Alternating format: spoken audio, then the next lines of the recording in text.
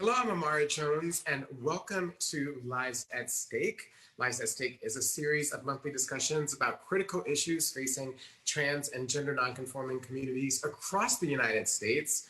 Lives at Stake is a co-production of my project Translash and The Green Space. Visit translash.org and thegreenspace.org to follow our work. Well, November is the month in which we hold elections. And yes, we made it. We're still here. We're still alive today.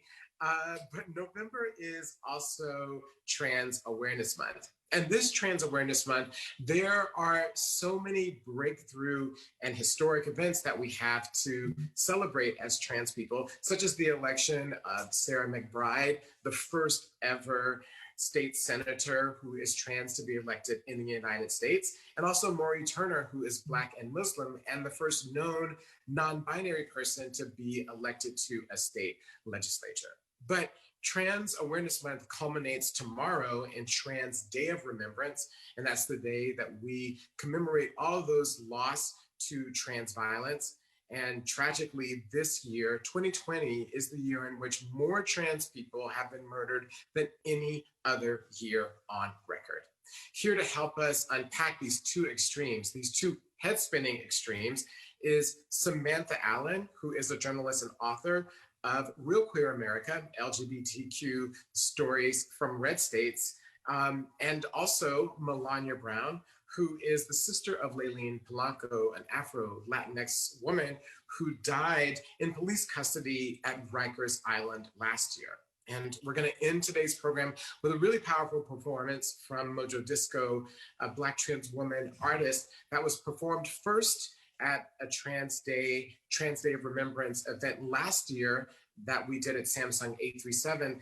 That performance encapsulates so much of the emotion and the power of Trans Day of Remembrance that we wanted to share it with you. Again, there was no reason for us to try to top it, and it'll be how we conclude. Now, we always like to begin this show with gifs and memes that are getting us through, that are light and funny, because so many of the things that we talk about on this show are heavy. We didn't know that starting the year, but all of the ones that we're starting with today are going to focus on those that focus on Trans Day of Remembrance or on trans people. So this first one I thought was really funny or interesting. One, because it's so perfect for the age of COVID, a scratchy voice leading you to panic, but then you realize that it's for those who medically transition. It may just be changes associated with whatever treatment you're on to fulfill yourself and to become yourself. So you might have a scratchy voice. It has nothing to do with COVID. We should all finish the year being that lucky. And this next one is really powerful for me because it's reflective of the thousands and thousands and thousands of images that you can go online to see today, hashtag Trans Awareness Week or Trans Day of Remembrance, of trans people documenting their own stories, documenting their own journeys in every way imaginable, in every place imaginable across the country. And those stories are so inspirational to me. And this is just one of thousands. But of course, ultimately, this particular meme by House of Resilience is what this day is all about. It's just all about the power to be ourselves and to be our full selves and to be our human selves. Too bad we have to have a week to commemorate that and a month to make that point. And of course, the day that underscores that so many people don't see us as human, which is how we have so many people who are not with us at this moment. But with that, one other thing, as always, as I tell you in the show, this is an interactive show. So that means that you have to interact. So, of course, however you are watching us on YouTube or on Facebook, make sure that you join the conversation and send us your questions using the hashtags Lives at Stake or Translash. So hashtag Lives at Stake, hashtag Translash. We will be sure to include your comments and questions within that. And of course, you can also follow along with the conversation or amplify the conversation on Twitter and Instagram using those same hashtags, and we'll be sure as well to include your comments and your questions. Now on to the heart of our show. So, this Trans Awareness Month marks a historic set of breakthroughs, especially electorally for trans people. And here to help us unpack how this happened, despite a year in which so many trans people were murdered and a year in which so many trans people, specifically in red states, are facing a slew of anti trans legislation, is Samantha Allen, who is the author of Real Queer America, LGBT stories from red states. Samantha is not only an author of books, but also a journalist and has a PhD from Emory University. Samantha, thank you so much for joining us. Thank you for having me. It's a pleasure to be here with you. Of course, of course. So, besides everyone needing to buy your book, and we're entering holiday time, so it's a great holiday idea.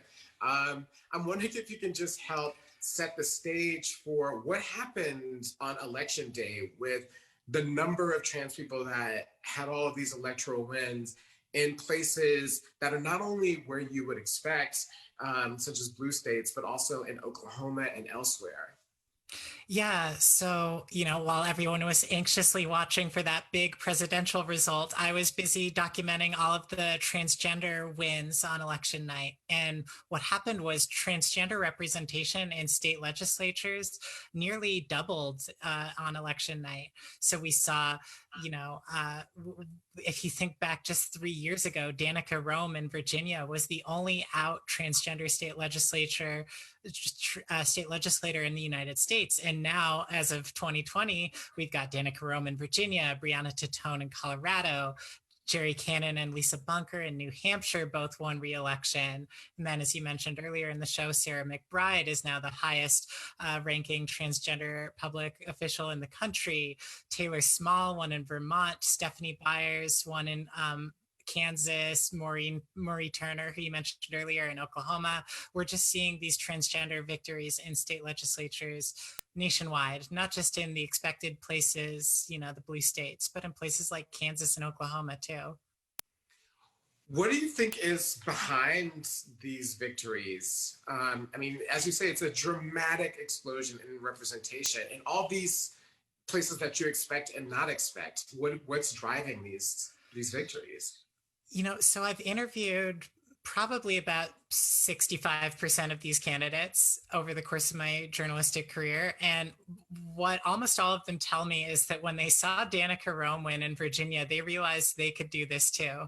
And I think this is a dynamic that's going to be familiar to any trans person, whether you have aspirations to run for office or not. If you just see another trans person doing something that you didn't know was possible for you, it unlocks potential for you.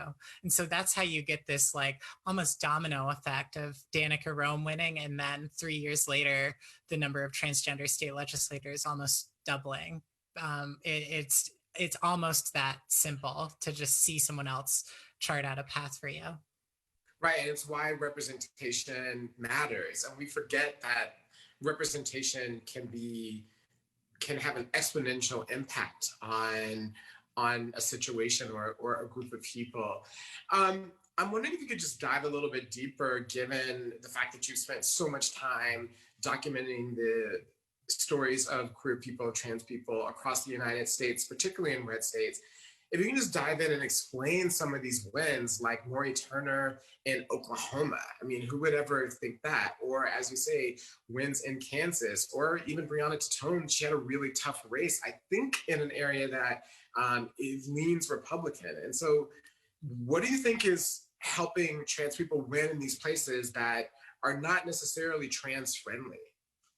Yeah, so I think often trans folks in these places have witnessed attacks on trans people in their state legislatures. They've been sitting at home, like not in the halls of government, watching legislators try to file bills that attack our restroom rights or our rights to change our identity documents to be more in accordance with our identity. And at some point, I think people are just saying enough. Like, I guess the only way to stop that is to go stop it myself.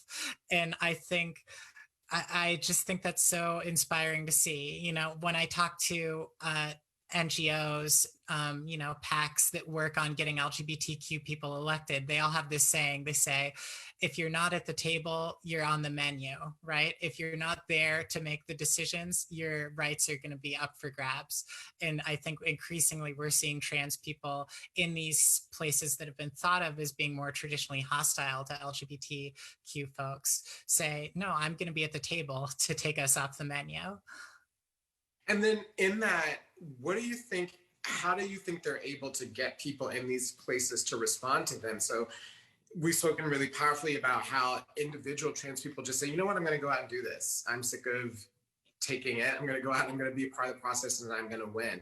What do you think is happening for people, for the electorate, even in places where Danica is? I think that her district is also purplish. I don't think that it's overwhelmingly blue, to be responsive to trans people in these places. What's happening with the electorate? Yeah, people are meeting trans people. If you look at like public opinion polling, like several years ago, almost no one in the country knew an openly transgender person. Of course, they probably met transgender people who they didn't know were transgender. But years later, that percentage keeps going up. People are meeting transgender people. They're realizing that they're their friends, their family members, their coworkers. And you can see, like, again, with public polling data, that even in these more conservative parts of the US, the overwhelming majority of folks do support LGBTQ protections, non-discrimination protections. So I think people's hearts and minds all across the country have been shifting in the right direction as they meet more queer folks, LGBT folks, trans folks. It's just a matter of getting that political power now. And that there's been a bit of a gap there that we're starting to close. And given the fact that you've looked at all of these races, excuse me, from the beginning since Danica Roem to where we've ended up now, as you say, you've spoken to, the majority of people that have run for office and who've won, who are trans. I'm wondering if you can just tell us what you think is the significance of these wins in a broader lens of history. What do you think? Where are we in this moment, do you think? And what do you think is as I say, the significance much more broadly of these wins for where the country might be going with respect to us? Yeah, I think it's a moment of coming out of the shadows. I recently talked to a lot of folks in New Hampshire about the significance of having not just one, but two transgender state legislators in the state house. And, just everyday trans folks in New Hampshire were telling me, like, that they found that inspiring. Maybe they want to run for office, or maybe they feel more comfortable or safer being out in their small town. I think it has this huge cultural impact that can be hard to trace because you can't really quantify it, but you talk to trans folks on the ground and you get this overwhelming feeling of hope when you see wins like this. I think in our LGBT movement for too long, I think sometimes leaders of our LGBT movement more broadly, we're kind of scared of letting trans people own our stories or meet the public or interact with the public. There was concern of like, oh, people are going to be afraid of trans people or not know how to categorize us or not know what to do with us. And I think what we're seeing with these huge groundbreaking wins, these very public facing victories, that when people get to know trans people, they like us. It's hard to stop that. It's hard to unring that bell. Yeah. And let's hope that bell keeps being rung larger and louder and harder.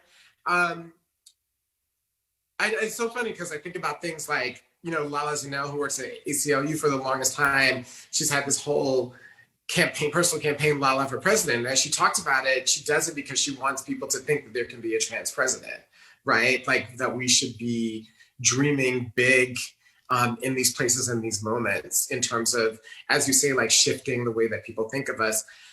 Lastly, one of the things I want to ask you about, given that we're in New York, New York City liberal, lots of trans people, very strong protections for trans people across the board and services, ironically has never elected anyone trans to any political office. That could change next year because there are two candidates running for city council next year, but that's never happened. But it has happened in certain red states, right?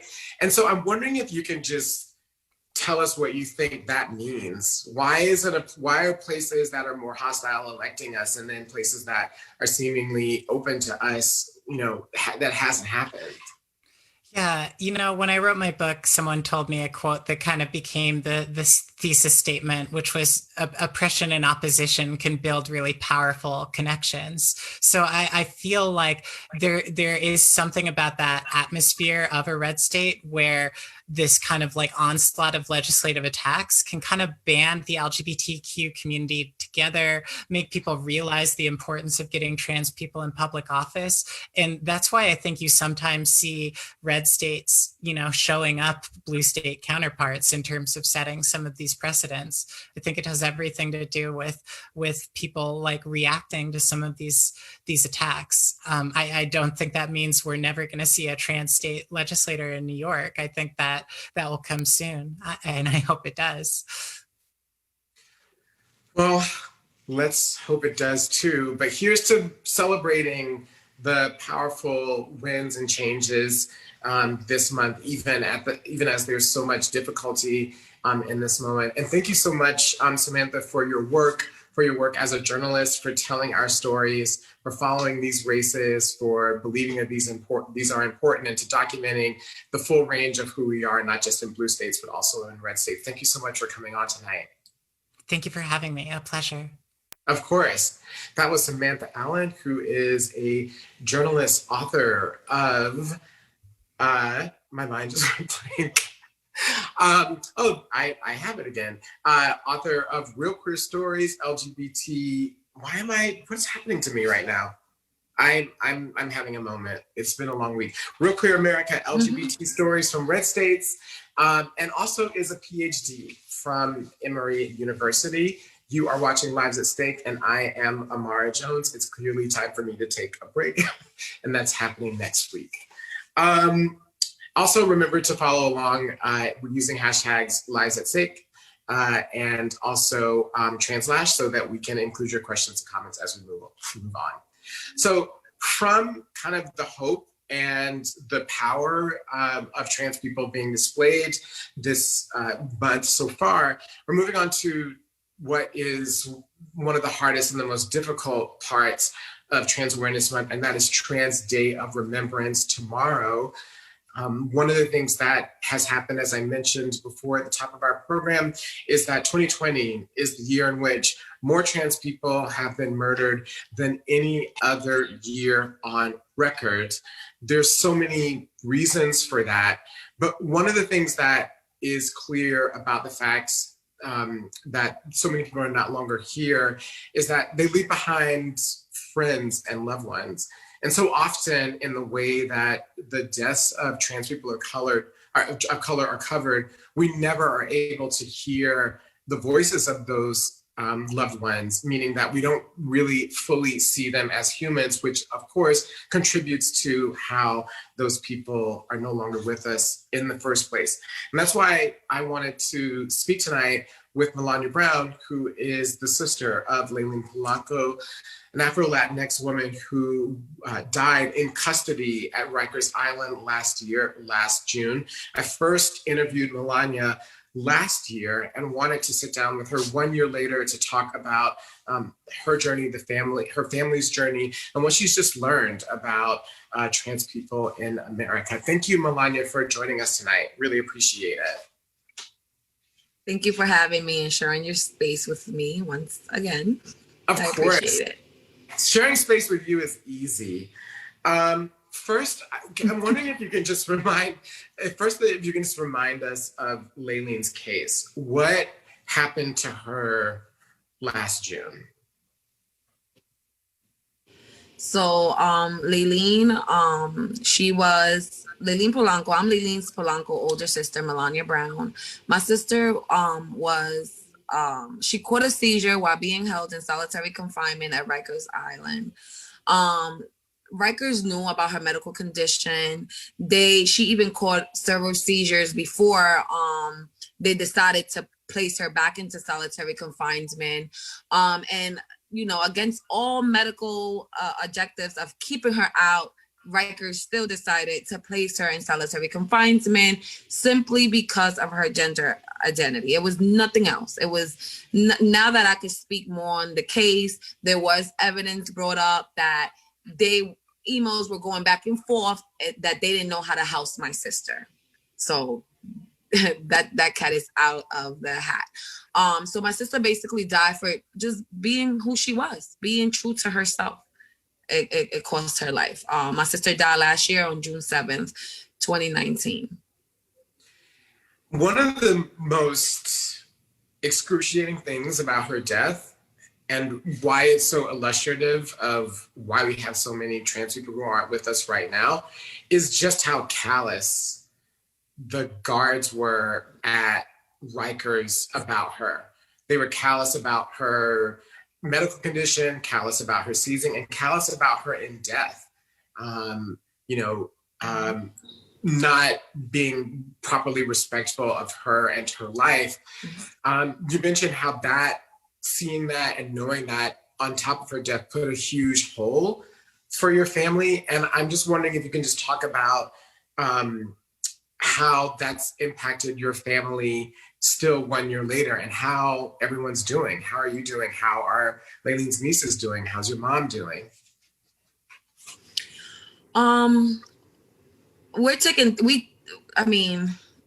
Crying is our new norm. Roller coaster emotions, not knowing how you're gonna wake up the next day is our new norm. My daughters, they dealing with emotions. They miss their aunt. They were those were her best friends. Like they weren't even like had that aunt and niece relationship. They were best friends. They miss her very much. My mom, she's broken. Crying for her is normal now.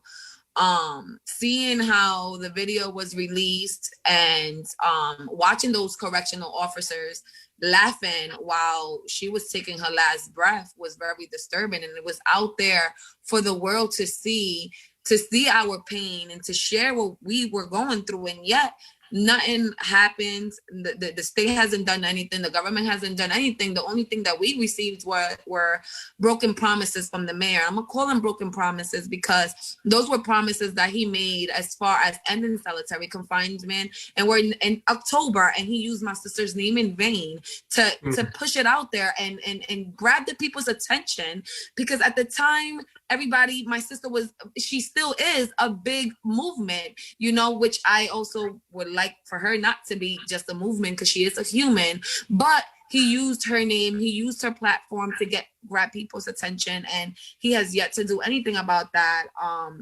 So my family and I, we're not okay. I don't think we're ever going to be okay. Laylene was like the rock. They usually, you always have a rock in the family that keeps the family piece together, and she was that rock for us, and we don't have her no more. So it's a big hit for all of us. We're still grieving. We miss her. We're always going to miss her.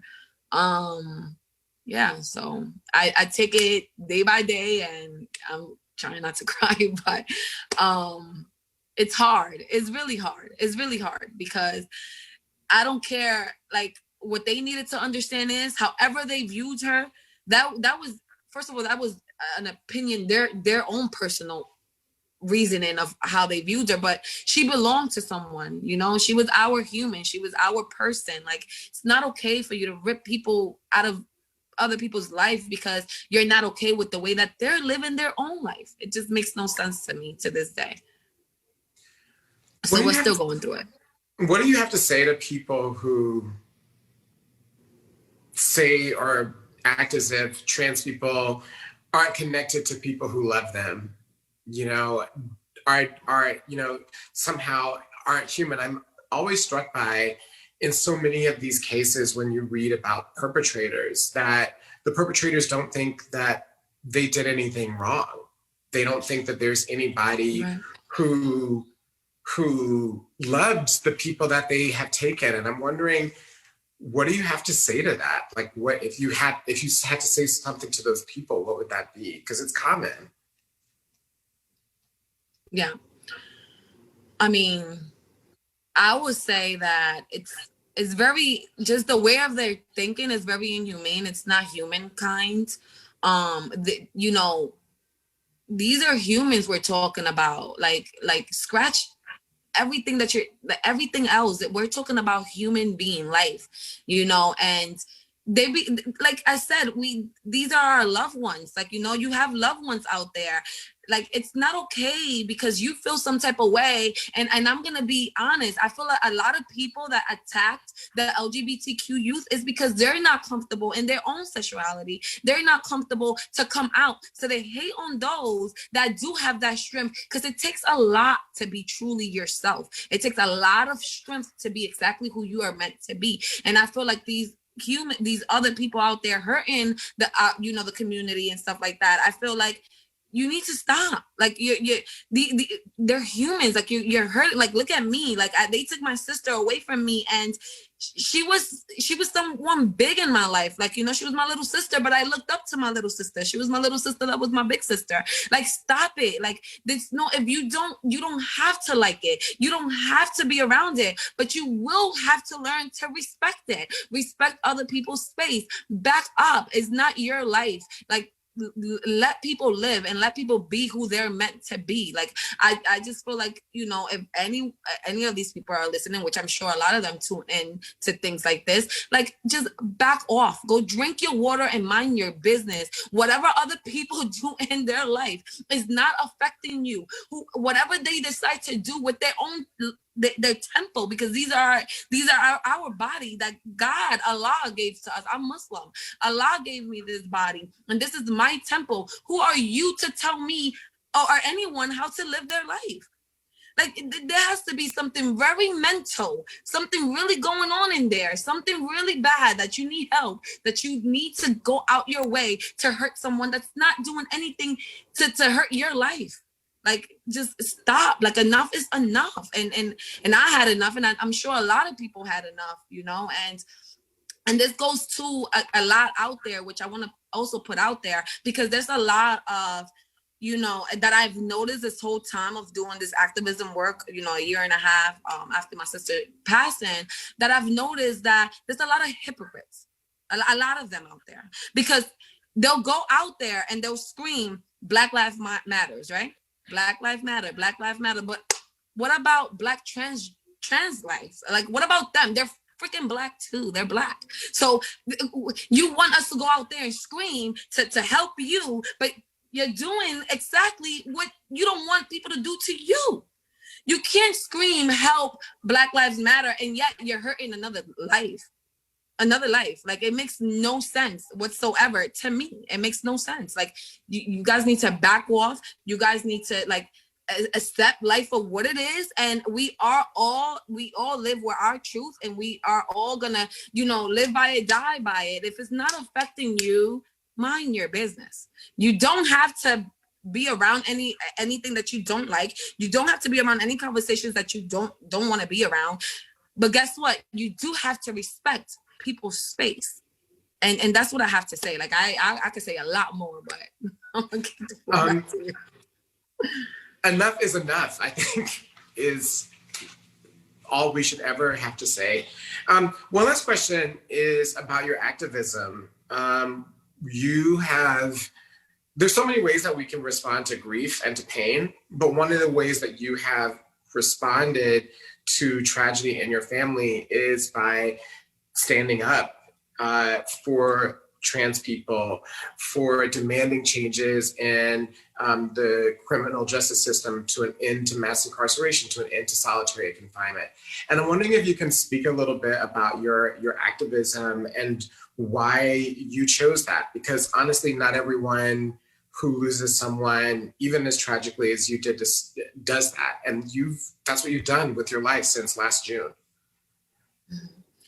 Um, well, I was never like a type of person like to speak in front of big crowds or even be around them. Like, I get very nervous and I shut down. But um the first time, my first rally that I had, it was with the anti-violence project. They got in contact with the family, and 3 days later I had a mic in my hand, and it was very I was very nervous, I was very scared. I had LEL by my side the whole time, which he has been helping me develop, and so I still have a lot of more work to do because this is all new to me, but he has helped me develop into, this activist, and he's still teaching me how to express myself. To me, it helps me. It helps me grieve. It helps me, just going out there and just when I go out there and I'm getting goosebumps. When I go out there and I speak and I see so many humans, this community come together, and so much love and so much hugs and so much it's just like it just feels so right, and just to have all that love, that helps me to know that I'm out there spreading my sister's story, which can help many other, women. It helps me, like, just knowing that, her death didn't go in vain, and good things could, it was horrible what they did to her, but if good things could come out of it and her death didn't go in vain, then that helps me. It just, to me, it's a grieving thing. Like, when I come together and I see such a big community that comes and they stand up for what's right, and they come out to hear my sister's story, and it feels like, I was just telling my therapist this last week. It feels like a safety blanket.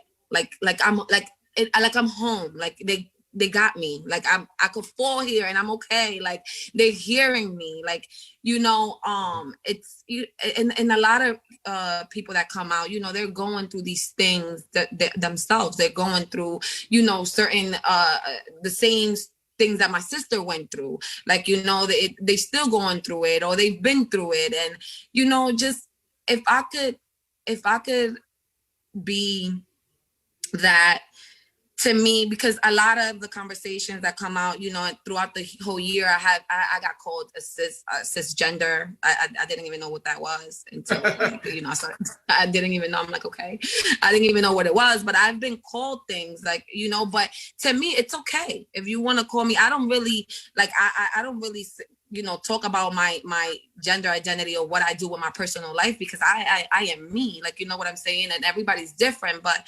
if I could be that little line of, like, hope between this world that we're trying to get to understand that we are all humans and we're all in the same human race. If I could be that that little line, like that could bring everything together, to me, that's more than enough. To me, that's healing. To me, that's helping me. Not only am I helping heal, but it's helping me. Like, I don't even know how to describe it. Honestly, it's like a whole bunch of emotions, but I do know that I love what I do, and I love going out there. I love screaming to the top of my lungs, marching down the city. Like, it just helps me release so much anger, because at first, honestly, my mind was everywhere. Like, I didn't know what to do. I wanted to, like, go after whoever did whatever to my sister, like, normal human thoughts when you lose someone that was very close to you. Okay. And then I started learning that, why would I do that? No,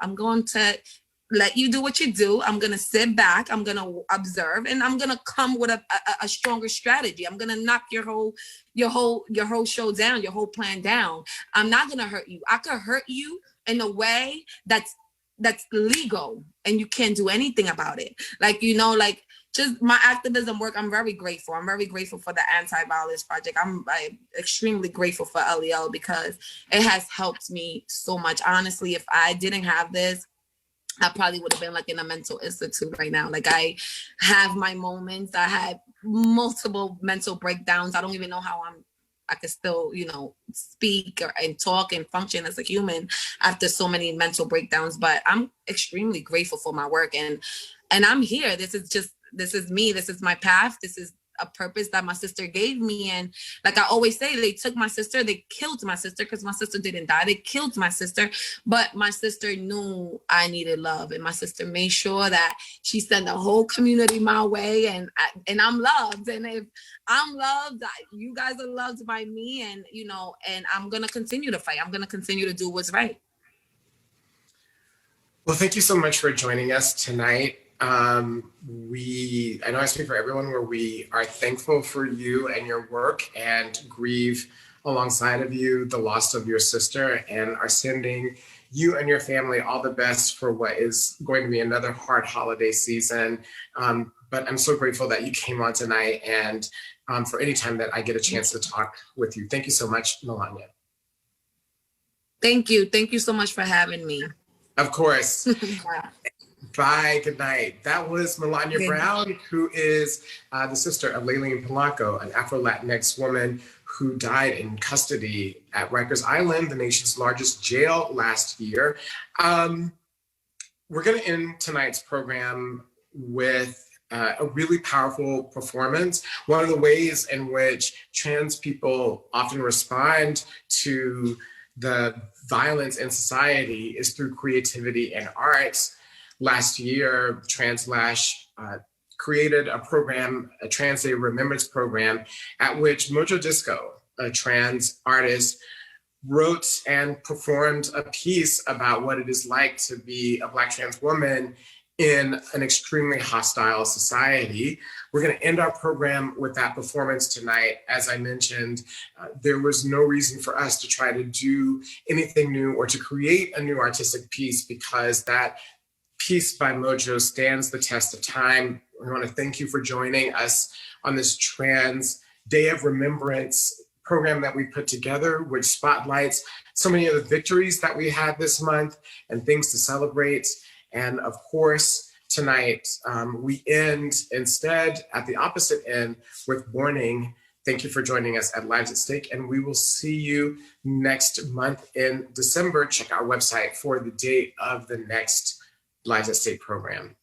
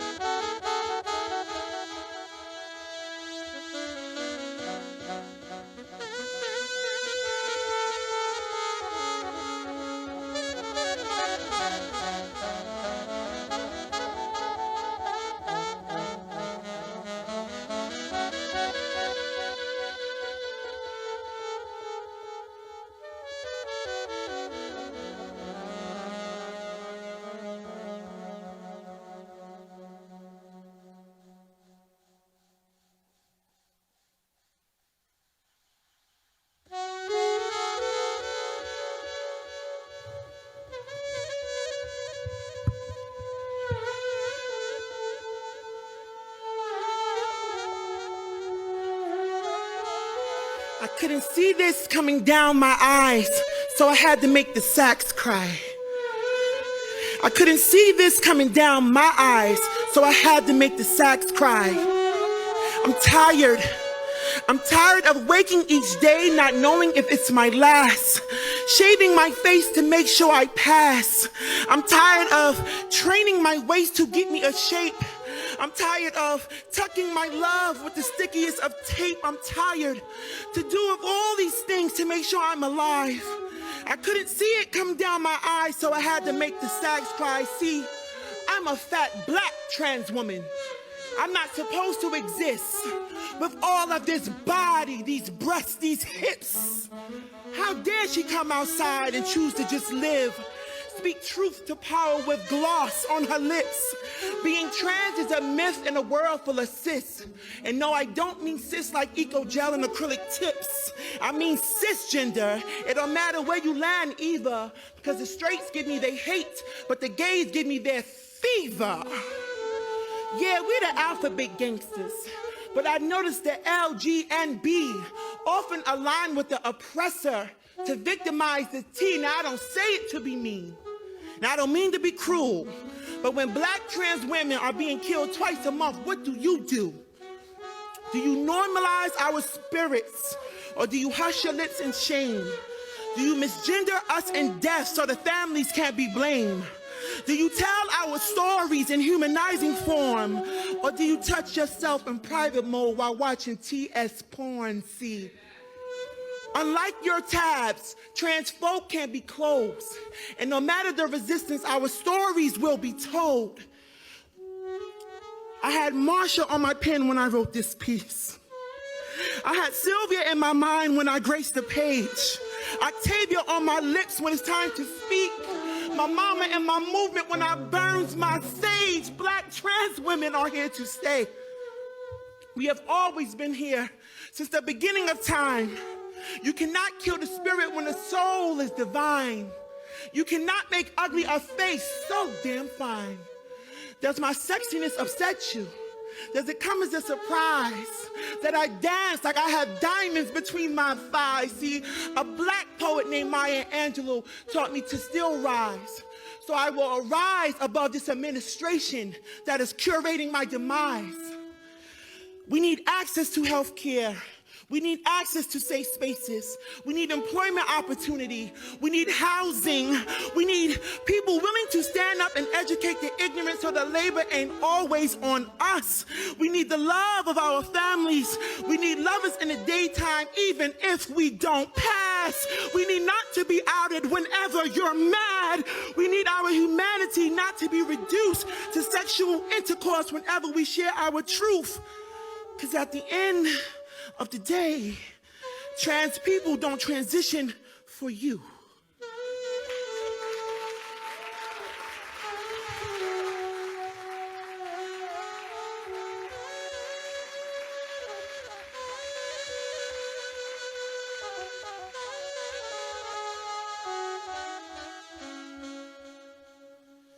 We're gonna take it to church. Clap for me. Slow it down, y'all. Come on. All right.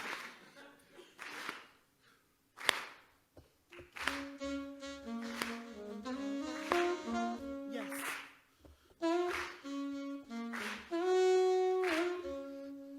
Come on.